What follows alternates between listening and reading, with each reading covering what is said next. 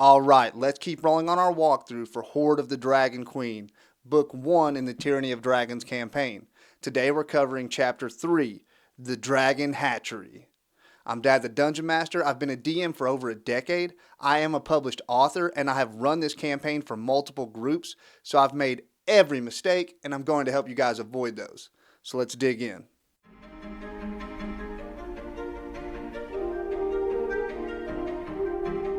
At the beginning of Chapter 3, if the party is back in Greenest, the monk Leosin, who they rescued in Chapter 2, will approach them.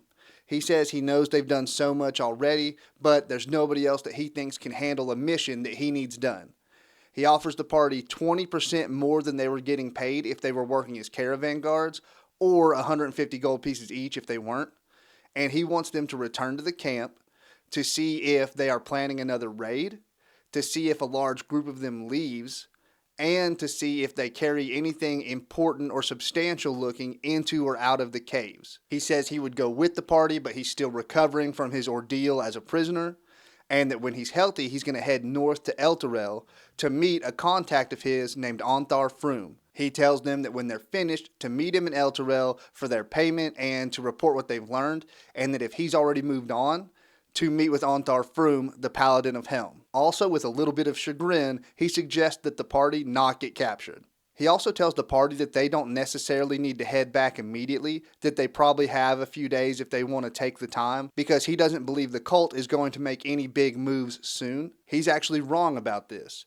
Resmir knows Leosin, knows that he's been tracking them, and she doesn't know if his appearance in Greenest was coincidence, a really good guess, or whether their entire plan has been compromised. But she's not willing to take the risk, so she begins moving their entire horde and everything they've gathered north immediately. The way that I recommend you transition from Chapter 2 to 3 is that you have the party, along with any prisoners they saved, including Leosin, hide out in one of the caves up on the cliffs. That way they can kind of see what happens. And the next day, after they've had a long rest, and they see that most of the camp is packing up to leave, at this point I have Leosin suggest, hey, let's hang out here, watch everybody leave, and then once they're gone, the party can go down and check things out. Either way, when they enter camp, it's mostly abandoned. It's easy enough to tell that footprints lead off in every different direction. They obviously didn't leave as one large group. The book says that with a DC 10 perception check, a party member can tell that the bulk of the camp's wagons and pack animals headed west in a train. I've mentioned it several times. The book messes up checks all the time. This would actually be a survival check. All of the tents on the lower level where the kobolds were living have all been burned. The tents on the upper level and the 2 guard towers still remain, but there's hardly anybody around. The only group left in camp that's not in the cave is a group of hunters who hunt meat for the cult, but they're not really associated. There are 4 of them. You roll a d4 to see how many are in camp whenever the party arrives. They don't really care about talking with people. They're not really interested in any of the machinations of the cult or what the party's up to, so they aren't going to warn the cultists that the party's here, but they aren't like trying to talk to them either. If your party has a ranger, they will be a little more open to talking with them. And basically what the hunters do is they'll go out for days at a time hunting meat, though in the green fields, meat's pretty easy to find, so they're never gone for more than a day or two, but there's always at least one hunter left in camp. These hunters use the scout stat block. If you talk to the hunters, they will tell the party that a dragon man, which is Roper and Cyanwrath, the wearer of purple, which is Frulam Mondath, some of their better warriors, and a few of the dragon dogs, which they're talking about kobolds, are still in the caves, but everybody else left carrying away crates and other stuff. And as long as the cultists continue to pay them well, they will continue providing them with fresh meat. The book says that a thorough search of the camp takes 10 man-hours, but that after the first hour you can have the characters roll a perception check, and if they succeed, they find that basically everything that's left is trash, cracked pottery, things that would have no value as treasure, but some of which might be useful to the people of Greenest who lost everything in the fires. I usually tell my party this only takes like 10 or 15 minutes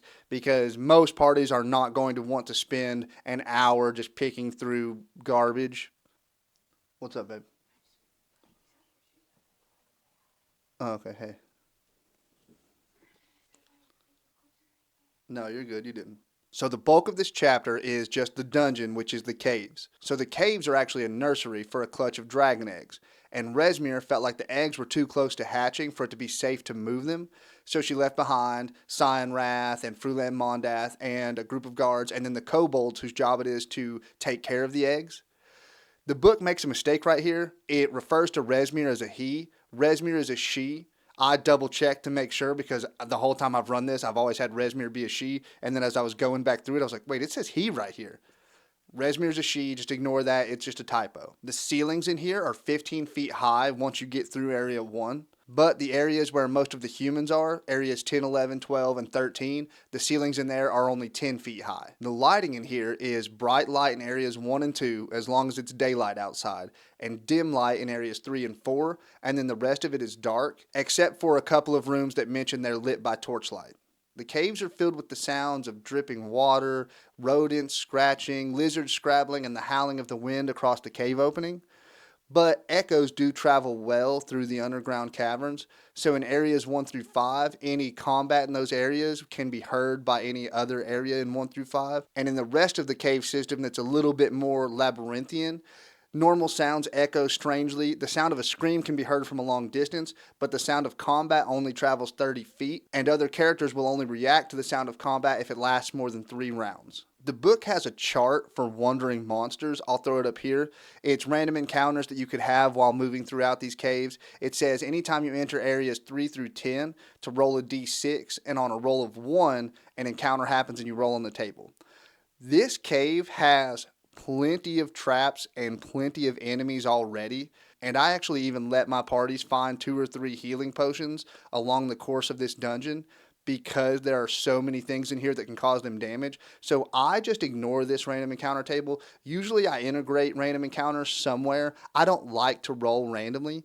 I like to have a little more control over that. So most of the time, if a book has a random encounter chart, I'll choose 2 or 3 that I really like and work them into the story. But this cave is already tough.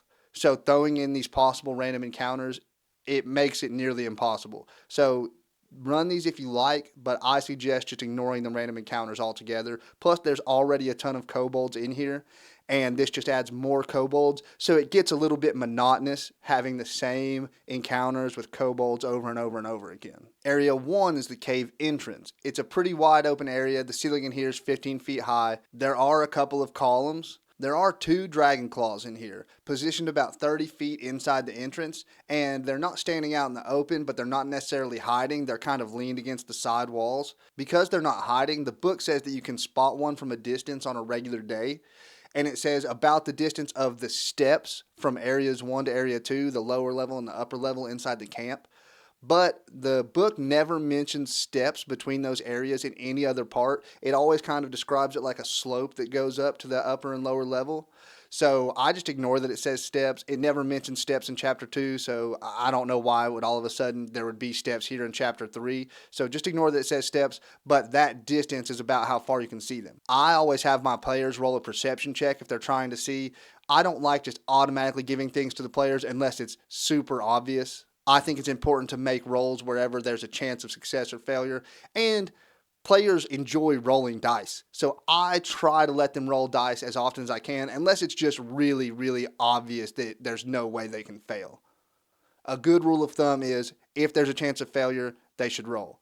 If there's no chance of failure or no chance of success, there's no need to roll. If the characters approach the cave entrance just from the middle of the camp, like just come walking up, the 2 dragon claws will spot them coming and will retreat into area 2 to try and set up an ambush. But the book says that if your characters approach from the sides of the cave and try to be stealthy, they have a chance to surprise the dragon claws. So how I handle the approach to the cave entrance is if my characters say they want to approach stealthily, I say, okay, well, there's not any cover right in front of the cave, so if you want to sneak up, you pretty much have to come from the sides, and they'll all be like, yeah, that makes sense. And the reason I do that is because any adventurer is going to realize they have to have cover to approach, and newer players sometimes imagine stealth as just like active camo and Halo, like they can just roll stealth and they're invisible right there in the open, but that's not really how it works. So I just kind of point out to them so that later on they will realize, like, oh, for us to sneak, we have to have some cover. So I'm kind of slick teaching them how stealth works.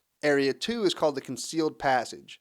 If the 2 Dragon Claws from Area 1 fell back to set an ambush, they're here, roll their stealth against the character's passive perception or against their active perception if they're actively looking, which they probably will be since they know they're going into dangerous territory, and that'll determine who, if anybody, is surprised. Otherwise, this cavern's practically empty. This tunnel over to areas 12 and 13 is a cleverly concealed tunnel. The rock is cut so that you wouldn't actually see the tunnel unless you got close enough to be to the side of it to see the opening.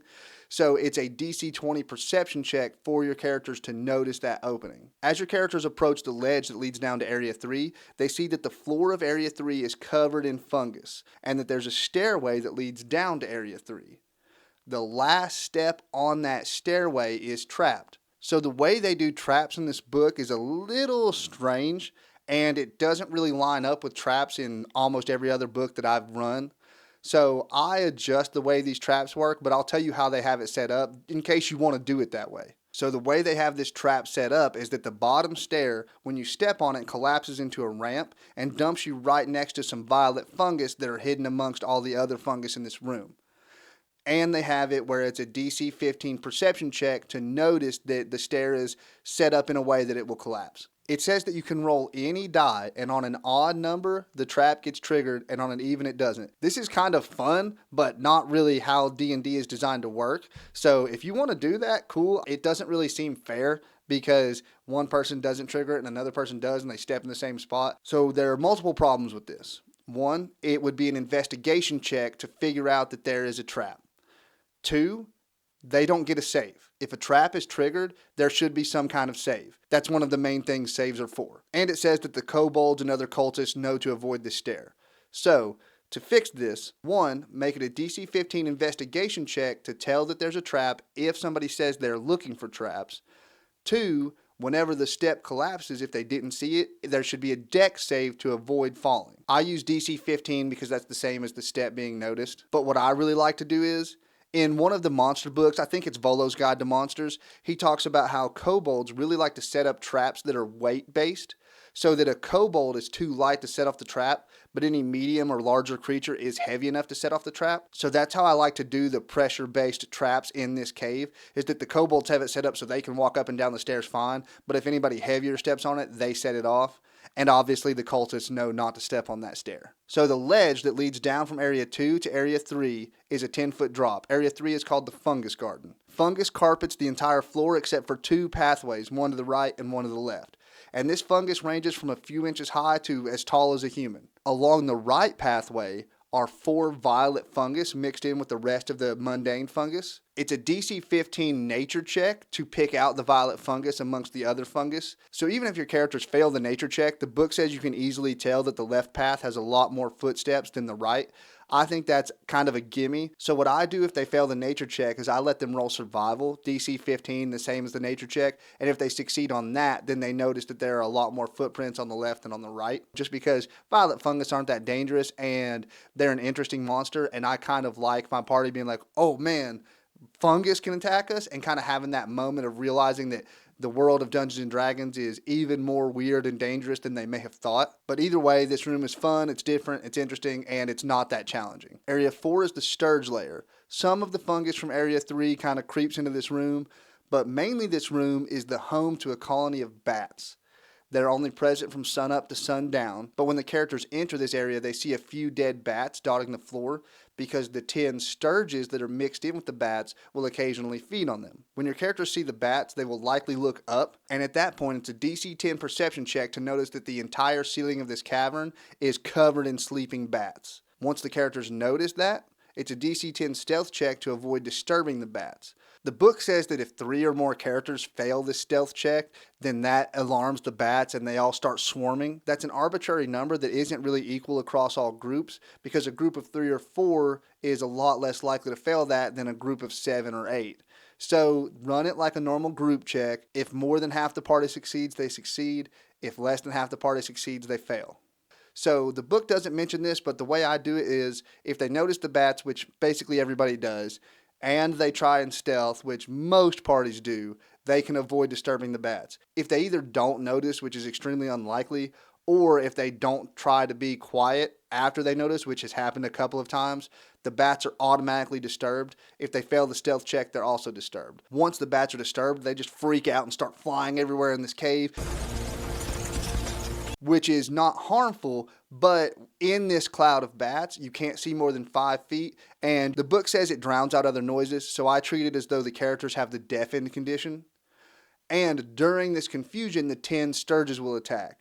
While in the cloud of bats, they get a +2 to their AC, and the bats won't return to rest until there's been no commotion in this room for 4 minutes. So as long as the characters are in here, the bats are going to be going crazy. Stirges individually aren't that big of a deal, but 10 Stirges is going to be kind of a hassle. So the way I do it is they will attack as long as the party stays in here, but most parties just kind of flee from the bat room once everything starts going crazy. They just get out of there. And once the characters leave, I just have the Stirges leave them alone, because even though they're not strong, 10 enemies getting 10 attacks, it's a drain on HP.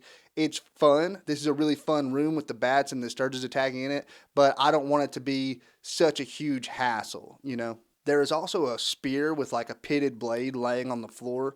The reason it's here is because kobolds use it to avoid the trap that leads into Area 6. Area 5 is the Troglodyte dungeon. That first ledge leads down 10 feet, and then the second ledge leads down 10 more feet, and it's just a bunch of refuse and old broken items, along with any other waste that this camp produces. The items that are thrown in there are deemed not worthy of the Hoard of Tiamat, and then the refuse is produced by the living beings in the camp. There's a horrible smell in here, but the book suggests you kind of tempt your players to go down there by letting them see a shiny object or pages that could be from some kind of book. Especially if you have a wizard, pages are really going to lure them in there. But the shining is just from a belt buckle with no belt, and the pages are all damaged by water. If the players give the trash a cursory look, then nothing happens. But if they go down and search extensively, then 4 troglodytes come out of crevices in the walls and attack. The book says you could make it so your characters can go into those crevices and expand this dungeon further. I don't do that because it's already a lot going on in these caves, and putting that in there too is just more of a hassle than it's worth. I actually don't even have the troglodytes in here. I tempt the party into going down in there and letting them search, and then the negative is they spend all this time searching and they smell terrible. So it's more of a narrative penalty, smelling terrible, but nobody likes to smell bad. So more players are upset about that usually than would be upset about getting ambushed by troglodytes. So that's how I handle it. There's enough combats, there's enough traps in here. You don't need 4 random troglodytes attacking people. Smelling bad's bad enough. If they search for 10 minutes, the book says they do find a pouch of gems that was overlooked. It has 6 ornamental gemstones worth 10 gold pieces each, and 8 semi-precious stones worth 50 gold pieces each. The way that I handle the pouch of gemstones is that I tell the party that for them to do a thorough search of anything precious that might be in here, it's going to take 10 minutes of slogging around in this disgusting slop. And when the characters do choose to go through with that, I make it an investigation check, DC 15. That's been pretty standard throughout this dungeon, so 15 is pretty fair for a level 3 party. And if they succeed, then they find the bag of gemstones. The book has a funny line in here about how nothing the troglodytes have is anything that anybody would want near them, and I think that's funny, but again, I leave the troglodytes out, so. Area 6 is the meat locker. The entrance is covered with this curtain, which is made of a bunch of different length leather straps that are several layers thick, so you can't see through it. One of the most heinous sounding traps in any dungeon I've seen is in here. Hidden in the patches of fur still attached to some of these leather strips are hundreds of fishhook-sized barbs that are each coated in poison. The kobolds use that spear from Area 4 to push the curtain aside and like brace it in a little crevice in the rock to keep it out of the way when they go back and forth through here. The book says it's a DC 10 perception check to notice the hidden hooks. It would actually be investigation, as with any time you're trying to find traps. So DC 10 investigation. If the party doesn't notice and they push through the curtain, the book actually does have a save this time. It's a DC 10 dex save, or it says you take 10 points of poison damage from the barbs, and that if you take that damage, it lowers your max HP by that amount until you take a long rest. That's not really how poison works. So let's make it work the way that poison is supposed to work, but still have some of those drawbacks. You can do a DC 10 dex save, that's what I do, and I make you take 1d4 piercing damage. You make your DC 10 con save. If you fail, you take the 1d10 poison damage and get the poison condition. If you succeed, you take half damage and you're not poisoned. When you have the poison condition from this poison, your max HP is lowered by the amount of poison damage you took, and you're poisoned until you finish a long rest. That way, you actually have the con save to fight off the poison like you're supposed to. You still take the damage and get the poison condition if you fail, but you only take half damage and don't get the condition if you succeed. That's how poison is supposed to work, so you can still have this fun, heinous, gruesome trap, but not automatically poison your player without them getting a con save. Inside the meat locker, there are chains stretched between those columns, and different animal carcasses on hooks are hanging from those chains. The room is naturally just a little bit above freezing, so it keeps the meat cold but not preserved forever. Some of the meat looks like it's fresh, some looks like it's maybe months old, so there is a very rancid smell in here. Other than meat, there is nothing of value in this room. The short, wide passage between areas 4 and 7 is trapped. I told you there are a ton of traps in here. Kobolds love their traps. The way it's described is that it's a 2-foot deep spike pit that has been cleverly covered with painted parchment. Again, the way they have this mechanically work is super weird. I'll go through it and then I'll tell you how it should work. They say it's a DC 15 perception check to notice the trap, or it's noticed automatically by somebody who's tapping the floor with a pole. And this is a throwback to the old days. Back in the old D&D days, one of the main pieces of equipment that every party had was a 10-foot pole, and they would literally tap the ceiling, the walls, and the floor with it as they moved through dungeons. That gives you an idea of how brutal old D&D games used to be. Nobody really does that anymore, but I love that it's in here. It gives me nostalgia. A DC 15 perception check is fine to notice that there's something wrong with the floor, and then it would be an investigation check to figure out that it's a trap. Noticing things that you can see, hear, smell, taste, and touch is perception. Picking out clues, determining what those clues mean, figuring out puzzles, those things are investigation. An easy way to decide whether you use perception or investigation is that perception is physical, what you can hear, see, smell, taste, and touch. Investigation is mental. If you have to figure out that one book on the bookshelf looks different from the others, that it might be a trigger for a hidden door. If you have to discern that this mechanism is a trap. If you have to figure out the clues that you found at a crime scene to figure out what happened there. Perception is physical, investigation is mental. This must be wicked strong parchment, because it says anytime a character moves through this hallway, if they don't know that the trap is there, you roll a d10, and on a roll of 1 or 2, their foot goes through the parchment and hits one of the spikes in the trap below. It's only like 2 feet deep. Just like the rolling a random die, and if you get an odd number, the trap springs in the stair trap going to area 3, I think this is a little bit random and a little bit unfair. So I don't do it that way. The way I do it is like the stair going into area 3, it's weight based. If your character is small or less, they're not heavy enough to go through the parchment. If they're medium or higher, they are heavy enough, so they do go through it. But I let them have a dex save to avoid landing on the spike. The way the book has it, they automatically hit a spike if they go through the parchment because you rolled a 1 or 2 on a d10. I make the dex save DC 10. And if they land on a spike, they take 1d4 piercing damage. The book actually handles poison correctly this time, almost. And then if they land on a spike, they make a con save, DC 10. And this is kind of neat. The book says that if they fail, they're affected by the confusion spell for 10 rounds. But it says if they succeed, they're only affected by it for 1 round. And then it says that this is not magical. This is a neat idea, but it's mechanically handled wrong. The way that poison is supposed to work is if you fail, you have the poison condition. This particular poison, when you have the poison condition, gives you the confusion spell effect, which is fine. It lasts for 1 minute, 10 rounds. If you succeed, you should not be poisoned. So you shouldn't still be confused for 1 round. There's no middle ground. You're either poisoned or you're not poisoned. So the way I do it, the way that poison is supposed to work is you succeed, you're not poisoned, no confusion. You can climb up out of the trap. If you fail, you are poisoned for 1 minute. You have the effects of the confusion spell for that 1 minute until the poison condition ends. In Area 7 is the Drake Nursery. There's that upper level and then the lower level. It's a 10-foot drop. In here, there are oil lamps, so there's dim light, and there are 4 kobolds and 1 winged kobold. They're in the upper area. In the lower area is where they do the rituals to create their guard drakes and then house and train them. The steps that lead down at the bottom and along the sides have like a cage around the stairs that's 10 feet high so that the guard drakes can't climb up through the stairs. And on the opposite wall from the top of the stairs is the key that unlocks the gate. On the opposite wall also are like tools that they use to train the guard drakes, pokers with pointy ends, poles with like a loop on the end, like a dog catcher's pole, and human-sized dummies stuffed with straw with ridiculous faces painted on them, so the guard drakes learn to attack people. I think that's pretty funny. And when your party sees those, they should be able to easily figure out what they're for. There are 3 guard drakes down on the lower level, but that area is heavily shadowed, so it says it's a DC 15 perception check to notice them, and you have advantage if you sweep a bullseye lantern across the pit. That is an oddly specific circumstance for giving advantage.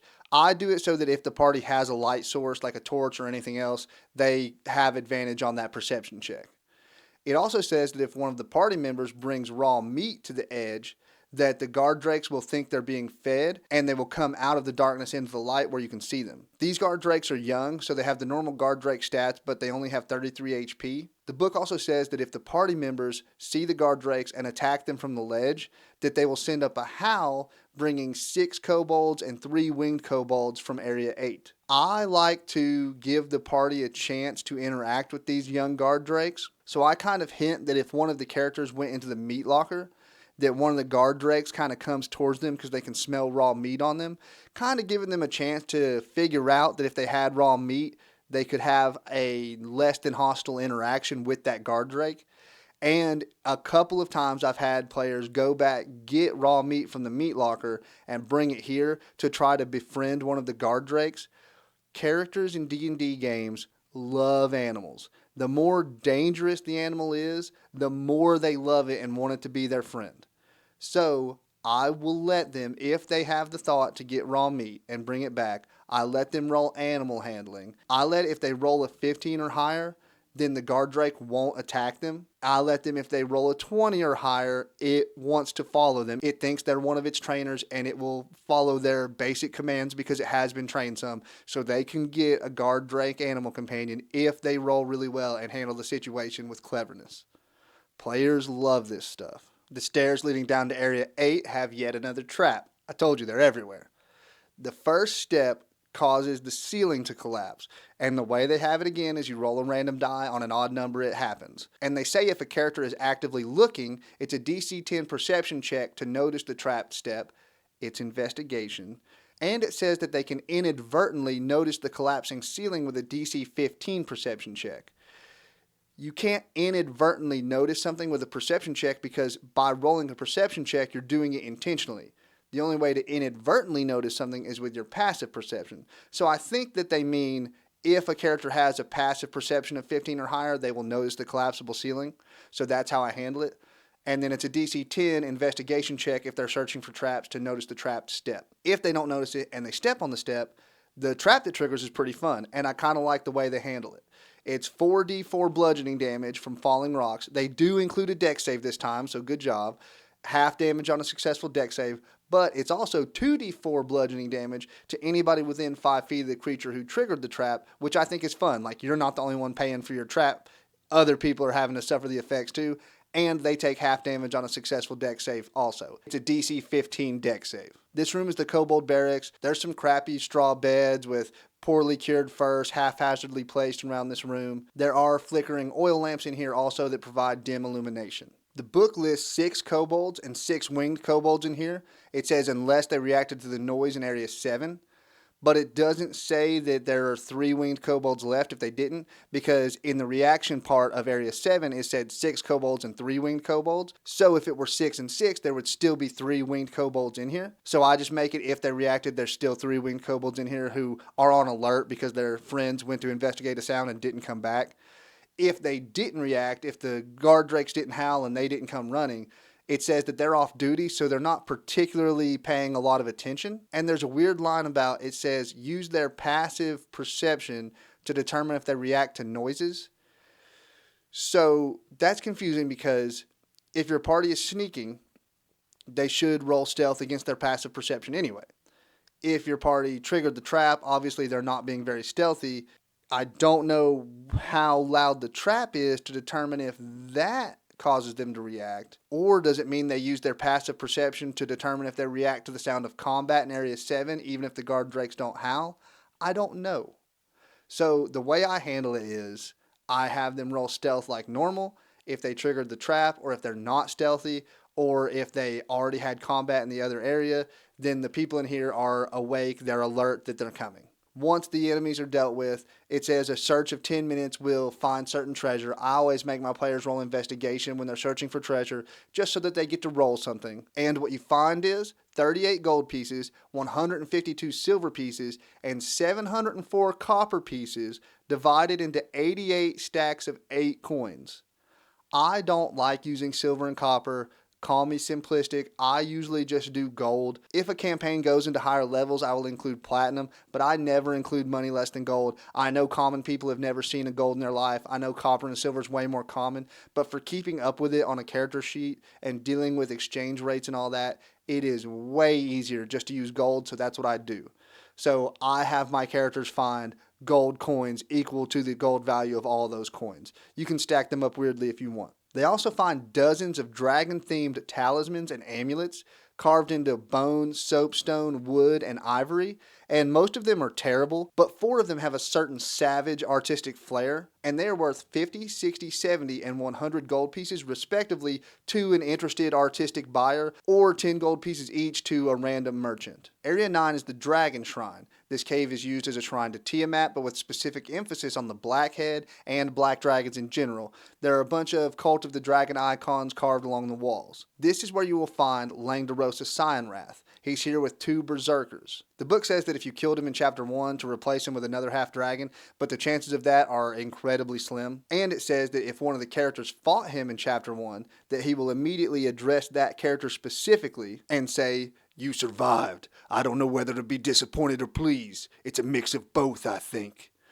And then immediately attack. So it's cool that he singles out the character that he fought, but if he just says that and attacks, your party's going to think that it's going to be a full-on melee. But I think what the book intended was for it to be another one-on-one, because there's a line in there about how his 2 berserkers won't intervene if the party doesn't intervene. The book does a good job here of having Langdarosa talk to the party before combat. As a side note, one of the best pieces of advice I ever got from another DM was, you should always have enemies talk first. They shouldn't just attack without saying anything. Now, obviously, this is for intelligent enemies. If you're fighting a monster, or on the occasions when enemies ambush the party, they're not going to talk before the ambush. But anytime that you run into bad guys, especially named bad guys like Langdarosa, the bad guys need to talk. This lets tension build up to the point where the combat starts, and you should always try to let the party start the combat.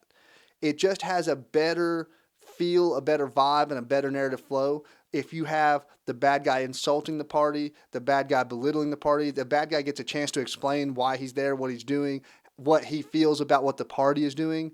And then when the party's had enough, they start combat. It lets the party have agency to make sure they're not just getting into fights they don't want to get into. It lets them decide how the narrative goes a little bit. And it gives your characters with higher charisma a chance to be a part of things, especially in dungeons. If you're a charisma-based character and all that's happening is you're going through traps and your rogue's getting to do his thing, and then you're getting in fights and the martial classes are getting to do their thing, and the wizards and the sorcerers are casting spells, and then you're like, I want to talk to people. In a dungeon, you don't have a lot to do. So making bad guys talk, giving the face of the party, giving your charismatic characters a chance to at least do their thing before combat, even if combat's kind of a foregone conclusion, gives everybody at the party a chance to get involved, and it just feels better narratively. So I have him single out that player and tell him that he's impressed that he survived. And the book says that he's honorable when it comes to one-on-one combat, but I like the idea of him being honorable in general and just on the opposite side of this conflict from the party. So I have him offer that if the character who fought him before wants another chance, that they can duel again, this time to the death, and that as long as the party doesn't get involved, his 2 guys, he will order them not to get involved. And if the party member wins and he gets killed, that his men will get out of their way and they can go on to the rest of the cave. But if he wins, the party will leave and not come back. And to honor their bravery, he will let the party take that character's body with them. That narratively, getting a second chance at that one-on-one is so satisfying to the player that it happens to, and the rest of the party is usually really into it because they're like, oh yeah, we're stronger, you can do it this time, and they will get excited for that player. Even at level 3, this is still going to be a tough one-on-one. Your party member might win, and the berserkers will follow their orders and get out of the way. If the character starts to lose, every time I've done this, the rest of the party jumps in because they don't have prisoners that they're threatening to kill this time. There's nothing really holding the party back other than them wanting to honor the party member's wishes who's in the combat. So your character's not going to die. As soon as they get to the point where they're about to die, your party's going to jump in and help. And it's going to be a melee with those 2 berserkers and Cyanwrath all together. The book says that Langdarosa is using either a spear or a greatsword. What I do is, whoever's fighting him, I give Langdarosa the same type of weapon that they use, but I make it a +1. That way, whenever they defeat him, they can upgrade their weapon to a +1, and they have this neat story of getting it from this bad guy. Buying weapons and stuff is cool, but the best way to give your party magic items, magic weapons, magic armor is for them to take them from bad guys or find them on their adventures.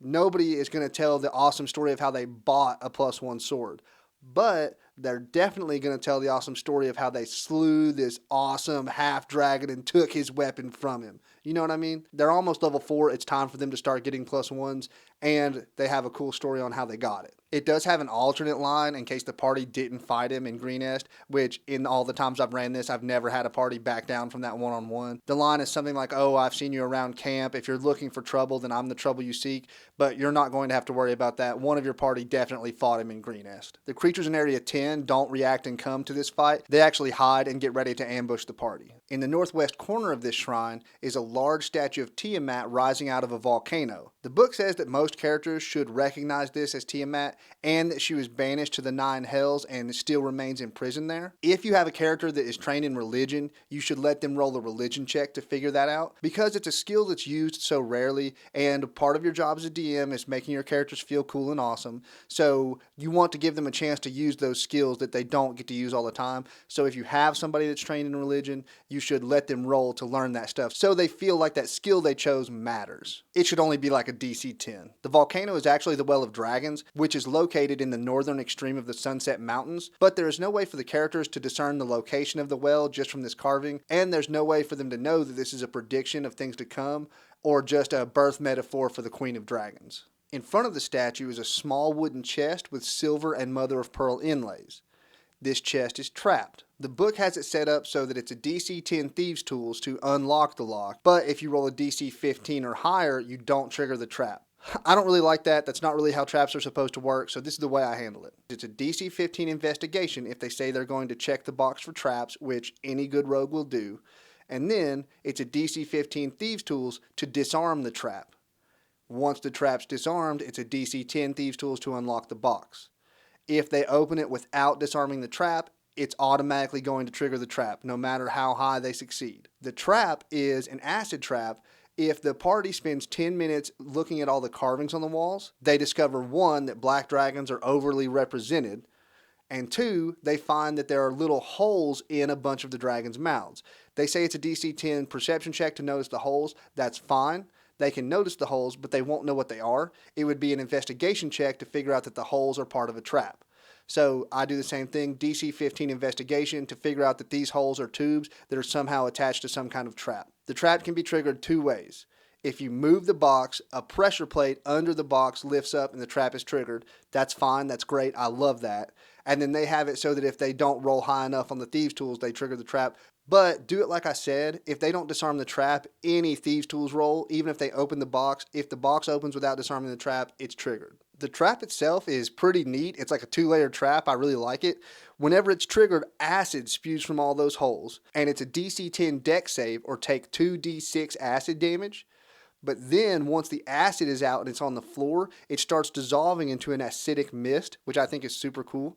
And it's a DC 10 con save or take 2d8 acid damage to your lungs. And it does a cool thing where if a character says they're covering their mouth and they're trying not to breathe in the mist and they're getting out of the room as quickly as possible, it gives them advantage on the con save, which I think is super fair. The chest contains some of the choicest pieces of loot that they've gathered from the surrounding towns. It says that Frulam Mondath convinced Rezmir to let her hold on to these pieces and promised to bring them later to add them to the Hoard when she came north, but there's no way for your party to find that out, so there's no reason to explain it. But either way, it doesn't really make a lot of sense, because why would Rezmir do that? Frulam's actual plan was to have a little cache to fall back on if everything went sideways. Obviously, she didn't tell Rezmir that part. Inside is a string of pearls worth 300 gold pieces, a gold and sapphire ring worth 900 gold pieces, and a pouch with 6 polished precious stones worth 100 gold pieces each. The ring and the necklace were taken from Greenest and would be recognized immediately from the people in the town, but there's no way of telling where the stones came from. So the party, if they return to Greenest and show them this stuff, will at least get to hold on to those stones. But most of my parties don't return and pull out all their treasure and say, hey, does this belong to anybody? It's kind of a morally gray area. But if your party does return the gold ring and the pearl necklace, the owners of them are thrilled and will pay them 300 gold pieces, which is 25% of what they would have been worth otherwise. The book doesn't list a lot of magic items to give your party, so this is actually an opportunity where I will add a couple of things. I like to put a ring of protection and an amulet of proof against poison in here. Those are 2 pretty strong magic items, I know, but your party's 3rd level, they'll be 4th level soon. They've basically gotten nothing so far. So I like to put those things in there. In that corner over there is a 30-foot chute with a rope ladder attached that leads up into Area 11 and is covered by a rug. Area 10 is the Dragon Hatchery. There is this big flat part on the top, and then the big side, Area 10A, is 15 feet down, and then there's another pit, which is Area 10B, the smaller area. The wooden stairs that lead down into Area 10A are surrounded by a cage, just like in the guard drake room earlier. The key for the door at the bottom of the stairs is on the wall opposite. As soon as your party moves far enough into the room to be level with that staircase, the 4 kobolds hiding in Area 10B will attack. What the kobolds do is 2 of them will throw glue bombs, and then 2 of them will throw fire bombs, which these are super fun, unique little bomb attacks. The glue bombs, in an area within 10 feet of the target, everybody has to make a DC 11 deck save or be restrained. Restrained is brutal. They're not grappled, they're restrained. And then it's a DC 11 strength check, athletics, for them or anybody who can reach them to use an action to free them. The fire bombs is anybody within 10 feet of the target has to make a DC 11 deck save or take 1d8 fire damage. The 4 kobolds will do the same thing on their next turn, apparently. The book doesn't say it, but the kobolds need to roll stealth against the character's passive perception or active perception if somebody's actively watching to see if they actually are hidden at the start of combat. Once they throw those bombs, then you roll initiative. If the characters haven't gotten down into the pit to attack them, on their next turn, the kobolds will throw another volley of bombs. And the book says after that, they will wait in hopes that the Roper in Area 10A will tentacle some of the party members, pull them in and attack them. But there's a description in Area 10A that gives the Roper a unique personality. It can speak common. There's a chance for the party to communicate with it and not fight it. But the book says that as soon as the characters come level with that staircase, the kobolds attack and the Roper will attack. But there's a hole in the narrative logic there because there's no way for the party to have that conversation with this unique Roper if he attacks whenever the party gets attacked by the kobolds. And that Roper is dangerous. Even for a level 3 party, that Roper could cause a TPK. He gets like 4 tentacles around and he can bite. He's hanging from the ceiling. He'll drop them down into the pit. It's not ideal for the party to fight this Roper. So I just have the kobolds attack. I have them do their volley of bombs. It's a fun way to make combat a little more interesting. And then once the party deals with the kobolds, if they go down into Area 10A, which they will because the dragon eggs are down there, I let them have their interaction with this Roper. If they fight just the Roper, they probably have a good chance of destroying it. But if the Roper's involved with the kobolds, it's a solid possibility that they get TPK'd, and this isn't even like supposed to be the final boss of the dungeon. Down in Area 10A in the bigger pit are the dragon eggs. There are also 2 guard drakes down here.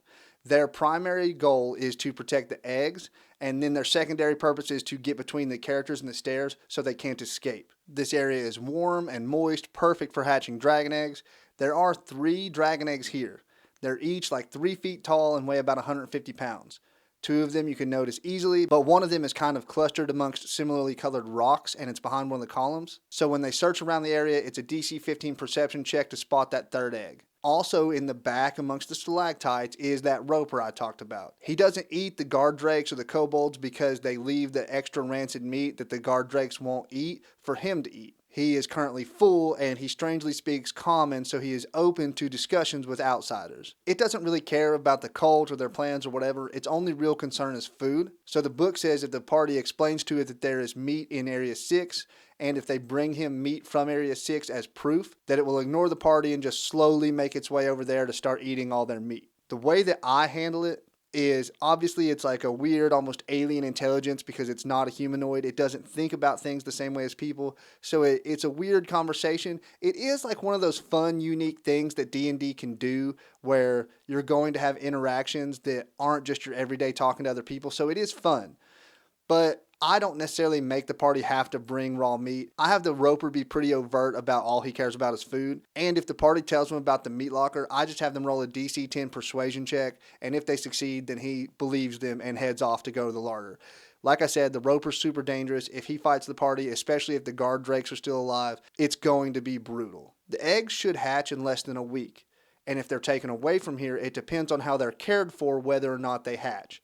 If they're kept in a warm, moist environment, then they will still hatch in less than a week. If they're not, then their gestation basically pauses and they don't hatch. It's a DC 10 nature check to determine the color of these dragons based on the eggshell. Trigger warning for anybody who's a little bit sensitive, especially about like baby animals. But the book says that you can easily kill the dragons inside if you smash or stab the eggs. Warning.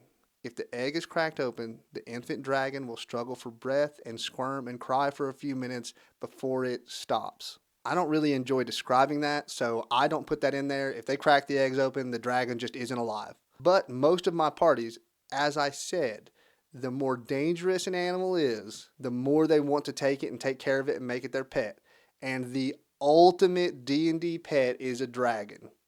So every time I've run this, somebody's been like, hey, we could take care of these eggs and have 3 baby dragons. I love that people love that.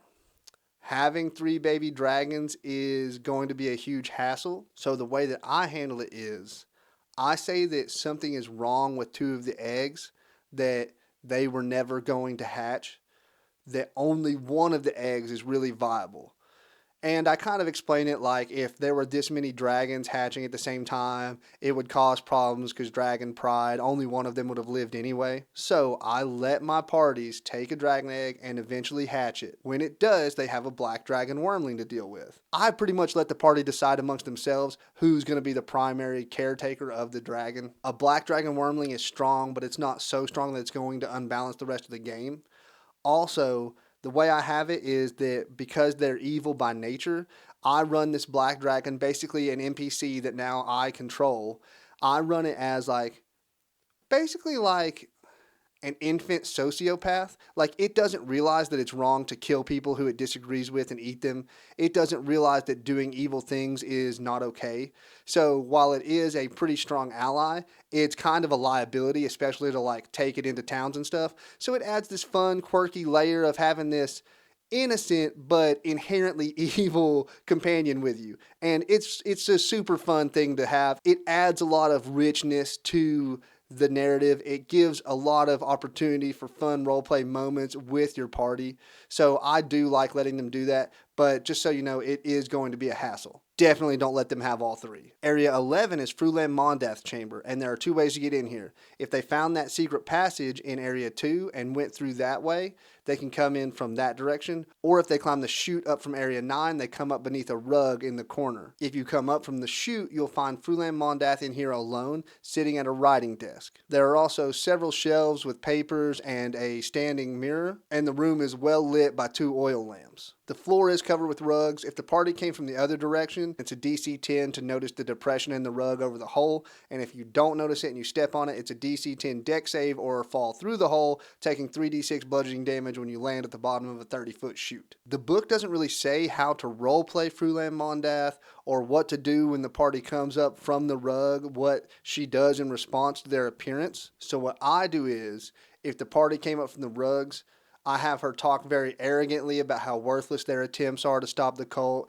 They're no match for the power of Tiamat and for the cult of the dragon. And she calls for the guards. And then her and the guards that come from Area 12 fight them together.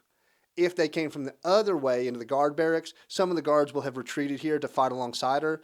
Whenever that starts going poorly, if they came that way, then they haven't gotten to Langdorosa yet. And if that happens, I have her retreat down the chute and join up with Langdorosa, and they fight together. Which, with them together and those two berserkers, especially if you just fought your way through all those guards, that battle is pretty tough. Even if that happens, I have Langdorosa ask Frulam's permission to have that one-on-one combat with the party member, and Frulam is very confident in Langdorosa's combat skills, so she will let him do that. This is actually probably the more satisfying way to go through this part of the dungeon, is for your party to find the secret entrance in Area 2, come through the guards area, fight some of them, chase Frulam down the chute, and then have that final conflict with all of them together. Do the one-on-one with Langdorosa. At that point, even if he gets defeated, Frulam is not going to fulfill their deal. They're not going to let the party go through. You're going to end up fighting them both anyway. And that, with them together, kind of is more of a climactic battle than fighting all these different groups separately. So whenever I run it that way, even though it's not the end of the dungeon, even though it's not the last thing you do, it still feels like the combat in the dungeon. Whereas when you do them spread out, there's no combat that really feels like, oh, the final battle of the dungeon, which is all right if it works out that way. But I just think as far as feeling like a climactic battle, this having Frulam and Cyanwrath together is better. It's also more dangerous. The book says that she might even flee the cave, that she's dedicated to the cult, but not so much as to die for it. This is pretty unsatisfying. You want your party to get the chance to defeat her. So in her room, you'll find a map spread out on her desk that's the area of the green fields and marks the locations where they've raided. And then an arrow leading from the camp leads to the town of Barracks along the tradeway and then turns north. Another piece of paper lists those valuables that were in the box you found, and says that everything needs to be freighted north to Nereatar, which is a little bit of foreshadowing for what's to come. In that other little side room is Mondath's bed and a trunk that contains her clothes and another trunk that contains her Cult of the Dragon regalia and a key to that chest in Area 9. It's the wearer of purple robes.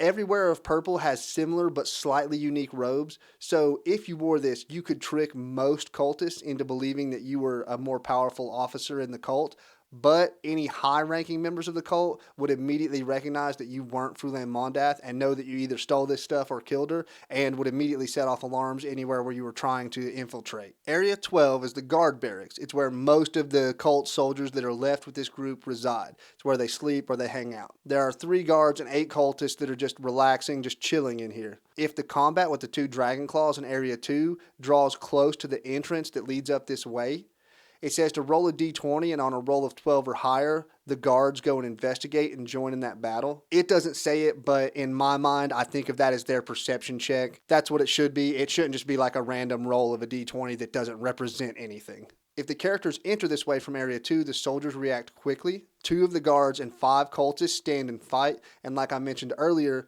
1 guard and 3 of the cultists retreat to protect Frulam Mondath. So there's some pretty fun, unique treasure listed in this room. It says that the guards' scabbards are decorated with dragons. These aren't part of the Cult of the Dragon uniform, but it says they could buy you some credibility with cultists if you're wearing them. It says that you could give anybody wearing one a +1 to charisma checks made to fool or influence cultists. That's kind of a holdover from older editions again. Those kinds of things, those floating modifiers, are really covered with advantage and disadvantage. So instead of just a random +1, if somebody's wearing the scabbard, you could give them advantage to influence or fool cultists. Area 13 is the treasure storage. This is a fun, funny little chamber.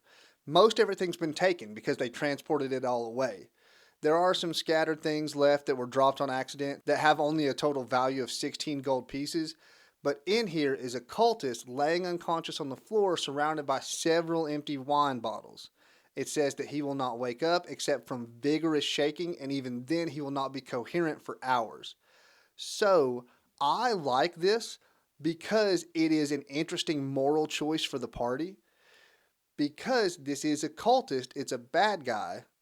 So some parties may want to go ahead and eliminate him, but he's defenseless. He is incoherent. So I kind of, if they wake him up, I have him, to try to talk a little bit, but not really be, not totally incomprehensible, but obviously not worth talking to. And so I think it's an interesting moral choice for your party to make here. Most parties will just leave him because he's harmless, but Not all. From here, your parties can either head to Elturel to either meet Leosin or his friend Ontharr Frulam, or your party might decide to follow the wagons west and follow the map that they found. It says that the cult should have about a day's head start on them depending on how long they stayed in Greenest. If your party stayed in one of those caves and watched the cult leave and then investigated the caves, the cult's probably only a few hours ahead of them, so they could potentially catch up, and then you could homebrew some encounters as they track this wagon train. Obviously, the party has no chance of defeating and stopping the train because there are so many guards, but you could let them learn some more things about the cult that they wouldn't have learned until later if they hadn't. Either way, you're finished with this dungeon, you're finished with Chapter 3. If you're doing milestone leveling, which you absolutely should be, your party will now level up to level 4. If you're doing experience, as always, give your party experience based on the monsters they slew. And the book does do a cool thing for if you're using experience, where they give you experience points based on other things you achieved. I'll throw those up here. That way you have them in case you are doing experience points. If you've made it this far, throw me a like. If you want to keep up with this campaign, watch other campaigns I've done walkthroughs of, or any of the other videos I like to do, feel free to subscribe. If you like what I'm doing, you like how I do it, and you want to support the channel and help me keep making these videos, I do have a shop. You can get this shirt. I have other fun, silly D&D apparel. I do have memberships live on my channel. Shout out to GL, Sammy J, Jose, Cody, and Silent Wraith, our channel's members. Making these videos takes a lot of time and effort and money, and your guys' contribution helps out a lot, so thank you. Here are some other videos I've done that you guys might like. Thanks, guys, and God bless you.